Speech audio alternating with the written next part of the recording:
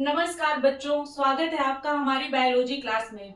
आशा है कि आप सब लोग अच्छे होंगे और अच्छे से पढ़ाई कर रहे होंगे। आज हम शुरू करने जा रहे हैं यूनिट 1 बायोकेमिस्ट्री का part 2 CSIR NET life science unit 1 का पार्ट 2 शुरू करने जा रहे हैं। हमने पार्ट 1 में पढ़ लिया था अणु, परमाणु और केमिकल बॉन्ड्स यानी कि रासायनिक बंध। ये सब हमने उस पार्ट में बिल्कुल आसान भाषा में क्लियर कर लिया था।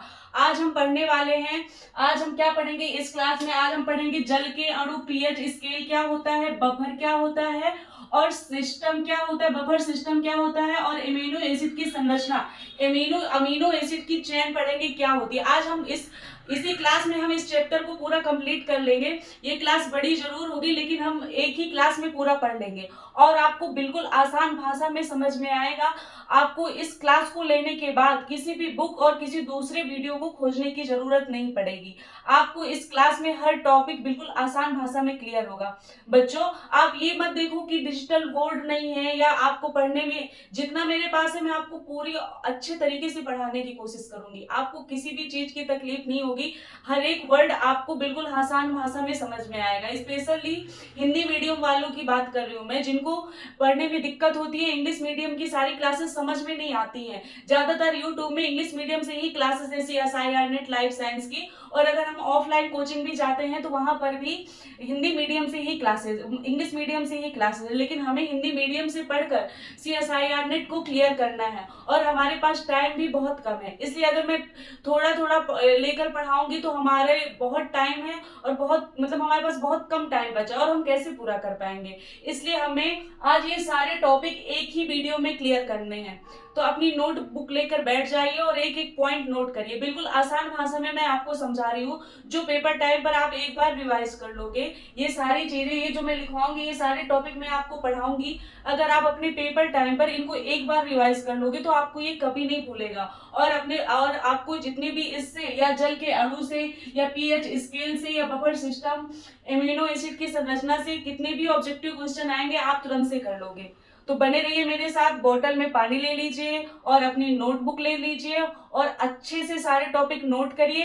ये क्लास कंप्लीट होने के बाद मैं आपके लिए इस जैसे कि हम एक यूनिट पूरी कर लेंगे, उसके हर एक टॉपिक से मैं आपको ऑब्जेक्टिव क्वेश्चन कराऊंगी। इसमें जितने भी टॉपिक है यूनिट 1 में हमने जितने भी टॉपिक क्लियर करेंगे, कवर करेंगे, उन सारे टॉपिक को लेकर मैं आपके लिए CSIR जैसे जो प्रीवियस ईयर में क्वेश्चन आए हैं, जिस टॉपिक से क्वेश्चन आते थे, खासकर बायोकेमिस्ट्री से हर साल CSIR नेट में क्वेश्चन जरूर आते हैं।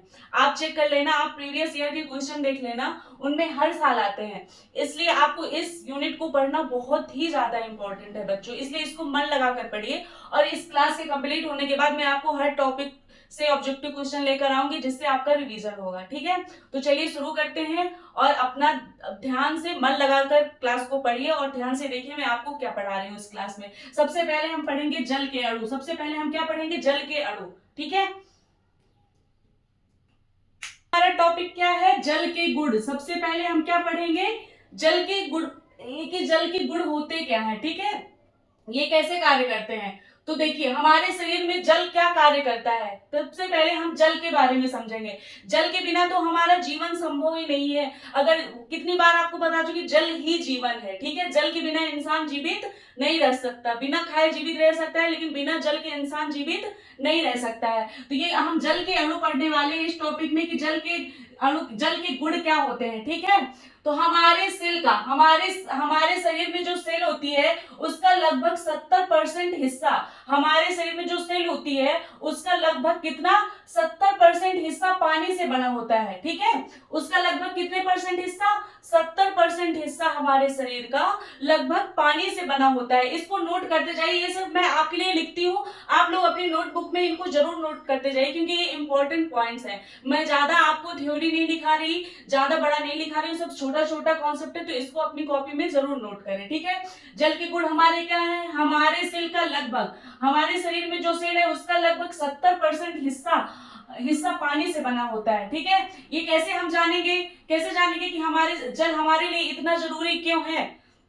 ठीक है। जल जल हमारे शरीर का इतने परसेंट हिस्सा पानी से क्यों बना होता है? तो आइए आपके इस कंफ्यूजन को आज हम दूर करते हैं इस क्लास में। ये कंफ्यूजन क्यों होता है कि जल इतना ज्यादा जरूरी क्यों है? ठीक है, तो चलिए समझते हैं। इसके पीछे 4 वैज्ञानिक कारण है। वैज्ञानिक कारण बता रहे हैं। इंसान तो पता नहीं कितने सारे कारण बना लेता है, कितनी सारी अफवाहें, ये सब इंसानों की बनाई, लेकिन इसके पीछे कितने 4 वैज्ञानिक कारण है। 4 वैज्ञानिक कारण है इसके पीछे। ठीक है, आइए एक एक करके समझते हैं कि वो 4 वैज्ञानिक कारण कौन से हैं। सबसे पहला कारण है हमारा ध्रुवीय प्रकृति। कौन सा कारण है? ध्रुवीय प्रकृति। ठीक है, सबसे पहला कारण मैं बोलती जा रही हूँ, आप लोग नोट करते जाइए। सबसे पहला कारण है हमारा ध्रुवीय प्रकृति। ठीक है, पानी का सूत्र हमारा क्या होता है? H2O होता है। क्या होता है पानी का सूत्र? H2O होता है। हमारा पानी का सूत्र क्या होता है? H2O होता है बच्चों। क्या होता है? H2O होता है। इसमें ऑक्सीजन, इसमें जो हमारा क्या होता है, जो ऑक्सीजन होता है वह बहुत शक्तिशाली और चालाक होता है। जो ऑक्सीजन होता है वह बहुत शक्तिशाली और चालाक होता है। यह इलेक्ट्रॉनों को क्या करता है? हमारा जो ऑक्सीजन होता है ये क्या करता है? यह इलेक्ट्रॉनों को अपनी तरफ खींचता है। देख, जैसे कि इसमें समझते हैं, ये हमारा H हो गया, ये हमारा H हो गया, और ये हमारा क्या हो गया? O हो गया। क्या हो गया? O हो गया। ठीक है, ये हमारा O हो गया।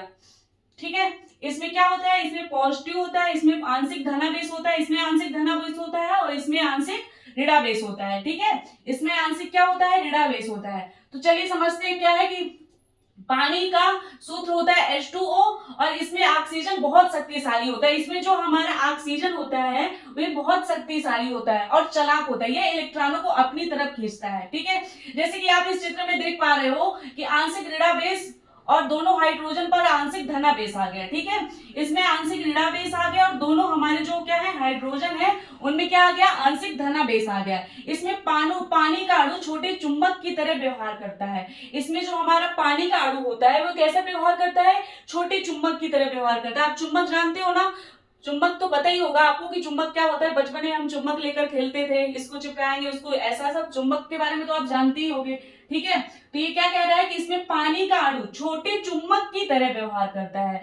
पानी का अणु छोटे चुंबक की तरह व्यवहार करता है, जिसके 2 ध्रुव होते हैं। ठीक है, जिसके कितने ध्रुव होते हैं? 2 ध्रुव होते हैं। इसी ध्रुवीय स्वभाव के कारण इसे क्या कहा जाता है? इसे सार्वभौमिक विलायक कहते हैं। ये नोट कर लेना, आपके पेपर में अगर आ जाए कि सार्वभौमिक विलायक किसे कहते हैं, अगर एग्जाम में आ जाए कि सार्वभौमिक विलायक किसे कहते हैं, तो इसमें पानी का अणु छोटे चुंबक की तरह व्यवहार करता है। और इसमें कितने ध्रुव होते हैं? 2 ध्रुव होते हैं। ठीक है, 2 ध्रुव होते हैं जो क्या करते हैं? इनके ध्रुवीय स्वभाव के कारण, इनके ध्रुवीय स्वभाव के कारण क्या होता है? इनको सार्वभौमिक विलायक कहते हैं, क्योंकि ये अंदर लगभग हर चीज को क्या करता है? घोल देता है। ये क्या करता है? हमारे अंदर क्या करता है?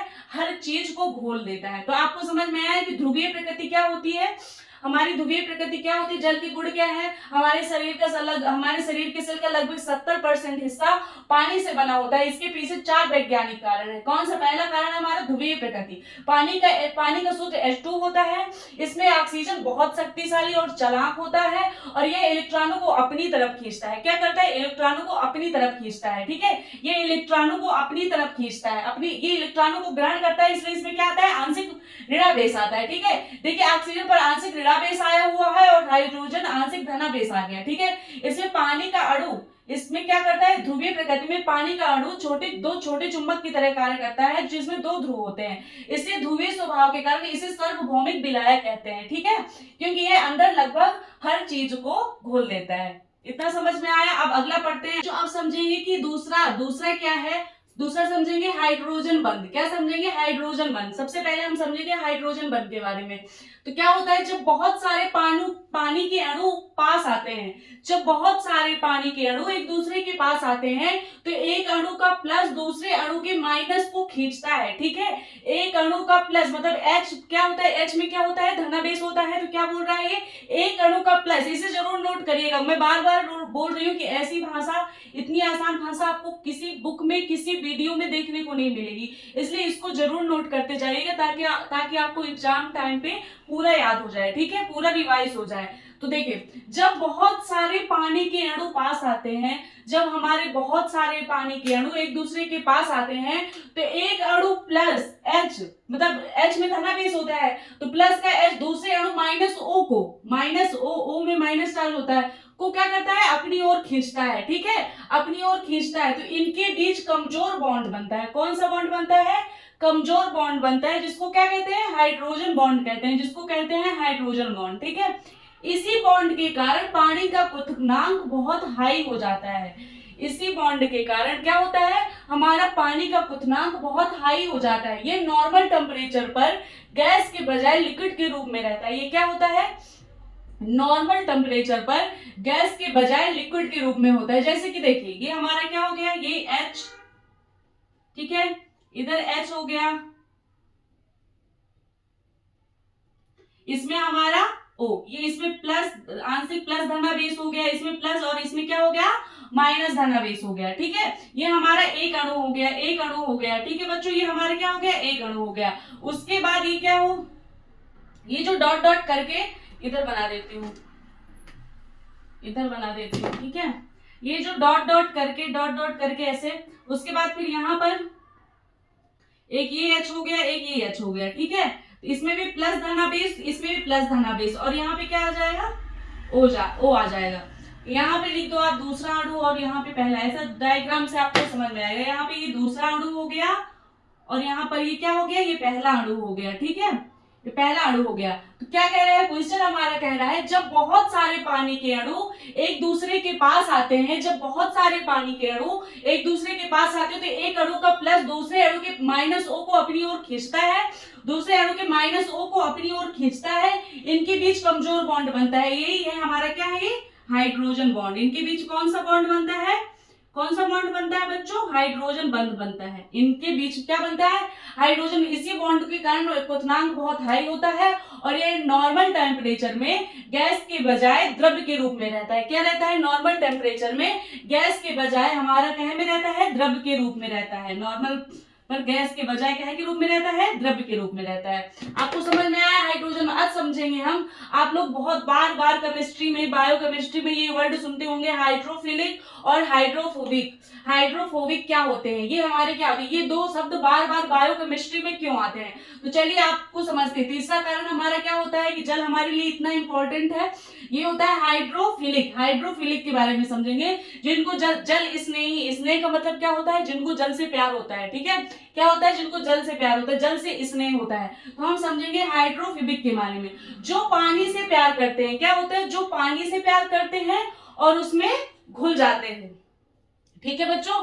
क्या होता है, जो पानी से प्यार करते हैं और उसमें घुल जाते हैं, जैसे नमक हो गया और क्या हो गया, चीनी हो गई हमारी, जैसे नमक हो गया और चीनी हो गया। दूसरा समझेंगे जल विरागी, जिनको जल से क्या होती है, जल से बहुत दूर रहते हैं, जो चीजें जल से बहुत दूर, जैसे कि जल, इसको क्या कहते हैं, हाइड्रोफोबिक। अब इसमें पेपर में भी आ जाता है कि जल विरागी कौन से होते हैं, जल स्नेही कौन से होते हैं। ऑप्शन में आपको नमक, चीनी, ये सारी चीजें लिख दी जाएंगी, तो आपको क्या सही करना है, नमक, चीनी, जल स्नेही में क्या सही करता है, सही करना है नमक, चीनी, ठीक है।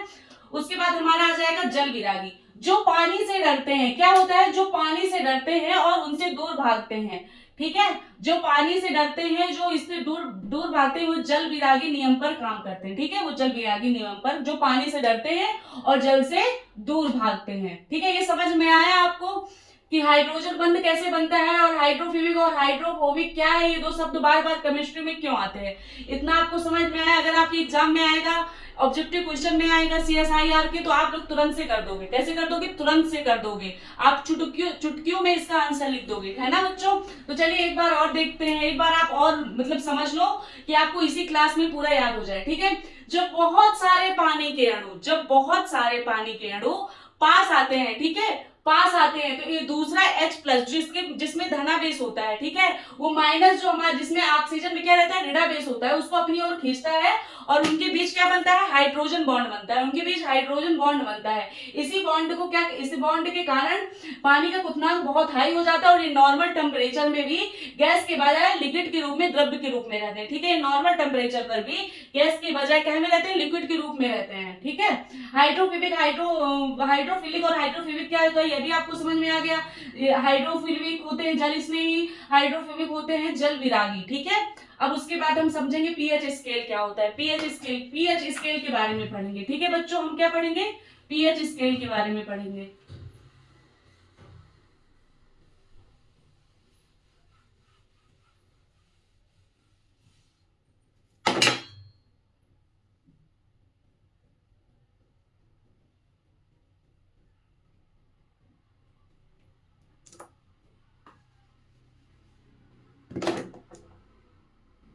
क्या पढ़ेंगे? पीएच स्केल के बारे में, पीएच स्केल समझेंगे। ठीक है बच्चों, पीएच स्केल।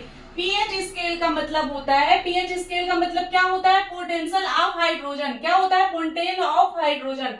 पानी किसी घोल हाइड्रोजन आयन की H+ सांद्रता कितनी होती है, इसमें हमको क्या बताना है, यानी किसी घोल हाइड्रोजन आयन की H+ सांद्रता कितनी होती है। ये हमारा पीएच का सूत्र है, ये हमेशा एग्जाम में आता है। पीएच का फॉर्मूला हमेशा एग्जाम में आता है, तो इसको जरूर रख लें। पीएच क्या होता है? -log10H+। ठीक है, कितना होता है? -log10H+। पीएच का फॉर्मूला होता है। इस फॉर्मूले का सीधा मतलब है कि अगर किसी से क्या होता है, किसी सॉल्यूशन में हाइड्रोजन आयन H+ बहुत ज्यादा होंगे, यदि किसी सॉल्यूशन में हाइड्रोजन आयन H+ बहुत ज्यादा होंगे तो पीएच उतना ही कम होगा। क्या बोल रहा है ये बोल रहा है कि अगर किसी सॉल्यूशन में हाइड्रोजन आयन H+ आयन बहुत ज्यादा होंगे, जिसे किसी में भी आप देखोगे, अगर क्या होगा, H+ बहुत ज्यादा होंगे तो उनका पीएच उतना ही कम होगा, उनका पीएच क्या होगा? उतना ही ज्यादा कम होगा, पानी उतना ही ज्यादा क्या होगा? अम्लीय होगा। क्या होगा? पानी उतना ही ज्यादा अम्लीय होगा। अम्लीय का मतलब क्या होता है? खट्टा, जैसे नींबू का रस हो गया।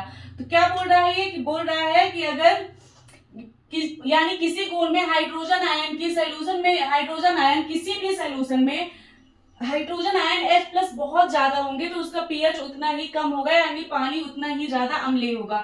जैसा कि आप इस डायग्राम में देख पा रहे हो, 0 से लेके 7 तक कितना है? अम्लीय है। 7 से लेके 14 तक कितना है? उदासीन है। और उदासीन और 14 के बाद क्या है? क्षारीय। जैसे कि हमारा रक्त हो गया, उदासीन का मतलब शुद्ध पानी हो गया, और अम्लीय का मतलब नींबू का रस। जैसा कि आप देख पा रहे हो, 0 से लेके 7 तक की चीजें अम्लीय होती हैं। 0 से लेके 7 तक की चीजें क्या होती हैं? अम्लीय होती हैं। और 7 पर चीजें क्या होती हैं? उदासीन होती हैं। 7 पर हमारी चीजें क्या होती हैं? उदासीन होती है। अम्लीय का मतलब जैसे कि नींबू का रस, इस नींबू का रस अम्लीय कब होता है? जब इसमें क्या होता है? H+ आयन हमारे ज्यादा होते हैं। जब इसमें H+ आयन ज्यादा होते हैं तब होता है। और 7 पर क्या होता है? शुद्ध पानी, यानी उदासीन होता है। और 14 पर क्या होता है? क्षारीय हो जाता है। जैसे कि 7 से लेके 14 में क्या हो जाता है? क्षारीय हो जाता है। जैसे हमारे शरीर का क्या हो गया? रक्त हो गया। तो आया आपको पीएच स्केल समझ में आया? क्या होता है पीएच स्केल? भी बहुत इंपॉर्टेंट है, ये भी एग्जाम में जरूर आता है। मतलब बायोकेमिस्ट्री का हमारा हर topic CSIR NET life science के लिए बहुत ही ज्यादा इंपॉर्टेंट है, इसलिए इसको ध्यान से पढ़ लीजिए। ठीक है, पीएच एक बार और देख लीजिए, यानी किसी घोल का हाइड्रोजन आयन H+ की सांद्रता जितनी ज्यादा अधिक होगी वो क्या होगा? उतना ही ज्यादा अम्लीय होगा, यानी पीएच उसका क्या होगा? उतना ही ज्यादा कम होगा। ठीक है, अब उसके बाद हम पढ़ने वाले हैं बफर सिस्टम। बफर सिस्टम भी बहुत इंपॉर्टेंट है पेपर के लिए।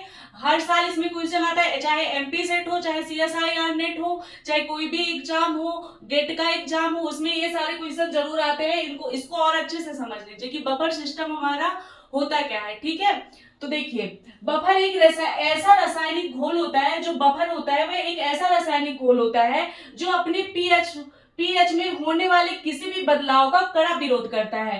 क्या होता है हमारा? बफर ऐसा रासायनिक घोल होता है जो अपने पीएच में होने वाले किसी भी बदलाव का कड़ा विरोध करता है। ये अपने पीएच में होने वाले किसी भी उसका मतलब कि किसी भी बदलाव का पूरा कड़ा विरोध करता है। अगर थोड़ा सा बाहर से एसिड और बेस भी मिला दो तो यह भी पीएच को भी हिलने नहीं देता। अगर इसमें बाहर से भी, अगर इस घोल में हमने इस घोल में बाहर से एसिड और क्या मिला दिया? थोड़ा सा क्या मिला दिया? बेस भी मिला दे तो ये हमारा क्या करेगा? पीएच को हिलने भी नहीं देगा।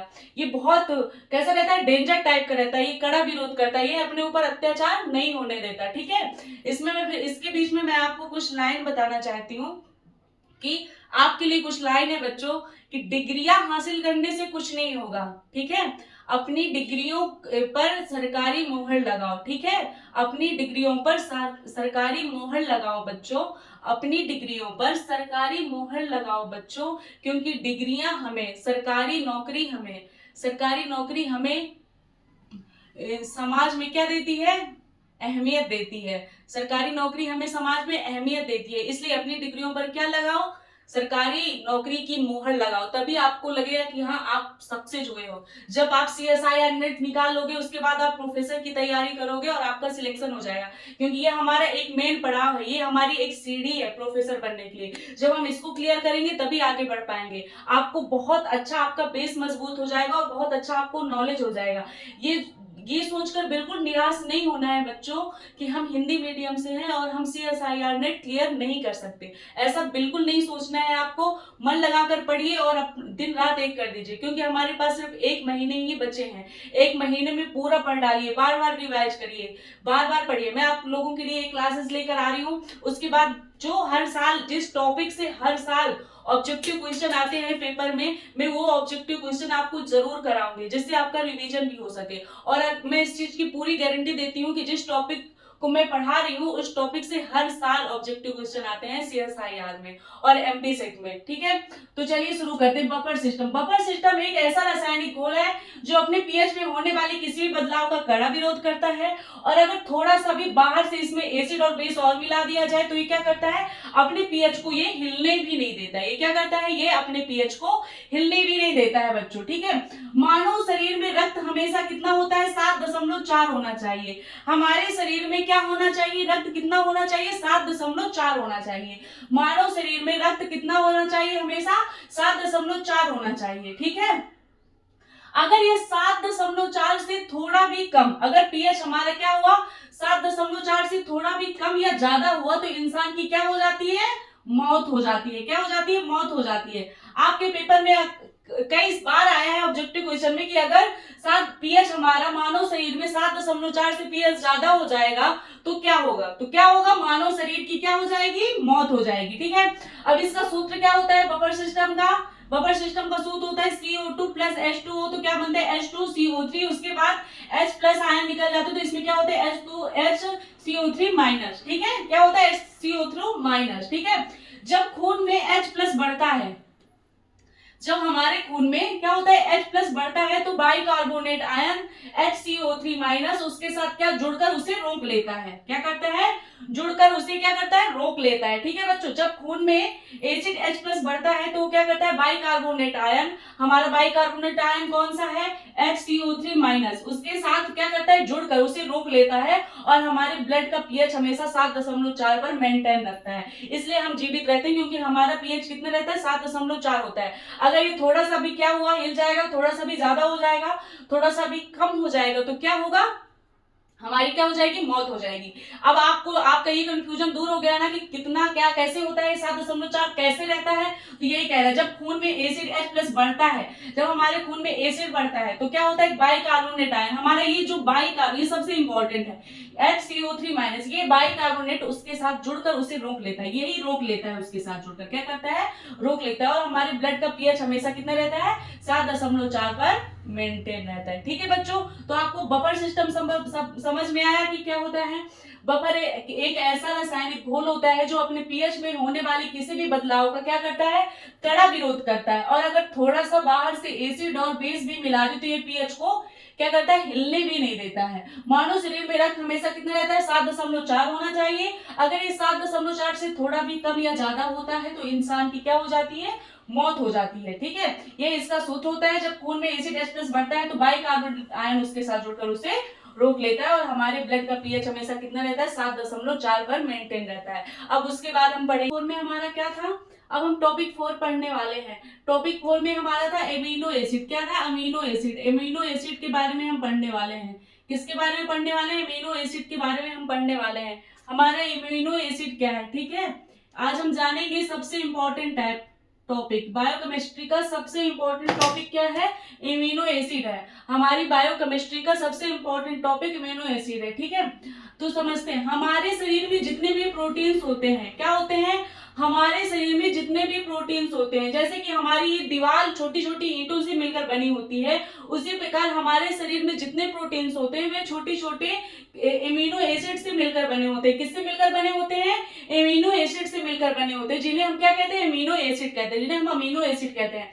हमारे शरीर में जितने भी क्या होते हैं, प्रोटीन्स होते हैं, वे किससे बने होते हैं, छोटे छोटे एमिनो एसिड से मिलकर बने होते हैं, जिन्हें हम एमिनो एसिड कहते हैं। एमिनो एसिड देखिए, अब हम इसका ये समझेंगे, ग्रुप समझेंगे, सूत्र समझेंगे, कैसा होता है, H2N, इधर साइड में H2N होता है, बीच में C, इधर कौन सा ग्रुप होता है, कार्बोक्सिलिक ग्रुप होता है, और ये एल्डिहाइड होता है, एल्डिहाइड ग्रुप होता है, ऊपर हाइड्रोजन बंद होता है। इसके बीच वाले को क्या कहते हैं, अल्फा कार्बन कहते हैं। बीच वाले कार्बन को क्या कहते हैं, अल्फा कार्बन कहते हैं।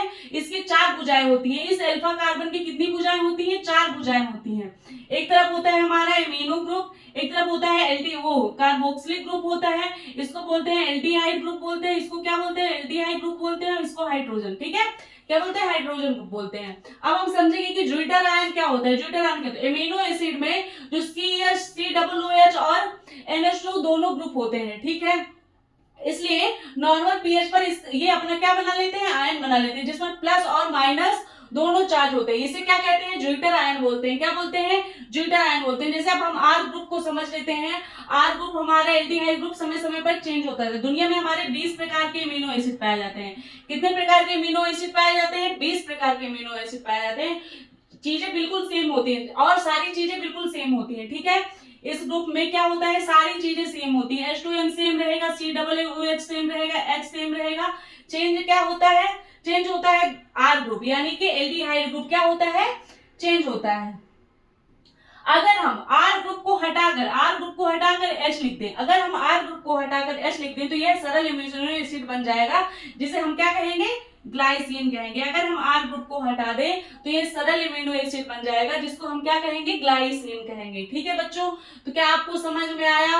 अमीनो एसिड क्या है? हमारे शरीर में जितने भी प्रोटीन्स पाए जाते हैं वे छोटे छोटे अमीनो एसिड से मिलकर बने होते हैं, जिन्हें हम अमीनो एसिड कहते हैं। ये उसका सूत्र है, उस अमीनो ग्रुप, और इधर H2N उधर COOH होता है। इसकी 4 भुजाएं होती हैं। सबसे ऊपर हाइड्रोजन होता है, नीचे क्या होता है? एल्डिहाइड ग्रुप होता है। इसके बीच वाले कार्बन को हम अल्फा कार्बन कहते हैं। इसकी 4 भुजाएं होती हैं, ठीक है। अब ज्विटर आयन क्या होता है? पेपर में आता है ज्विटर आयन क्या है, ठीक है। अमीनो एसिड में ये सबसे इंपॉर्टेंट टॉपिक है, सबसे इंपॉर्टेंट टॉपिक है CSIR। मैं कह रही हूँ बायोकेमिस्ट्री यूनिट का सारे इंपॉर्टेंट टॉपिक है, बायोकेमिस्ट्री यूनिट के सारे इंपॉर्टेंट टॉपिक है CSIR के लिए, ठीक है।